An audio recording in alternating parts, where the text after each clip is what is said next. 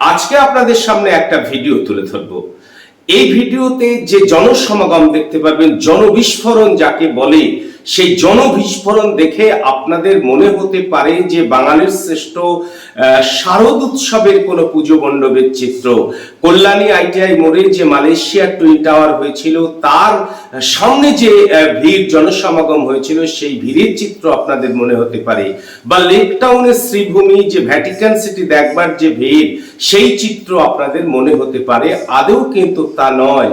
এই ভিডিওতে আমরা যেটা তুলে ধরবো, যে ভিড়ে রয়েছে, যে জনবিস্ফোরণ রয়েছে, সেটা একটা কলেজে ভর্তির হচ্ছে জনবিস্ফোরণ। কলকাতা মেডিকেল কলেজের সামনের একটা চিত্র আপনাদের সামনে আমরা তুলে ধরবো।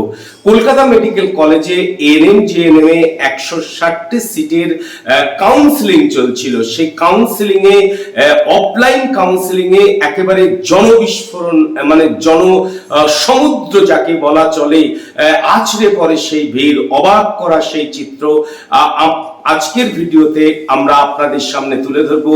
দেখুন সেই চিত্র।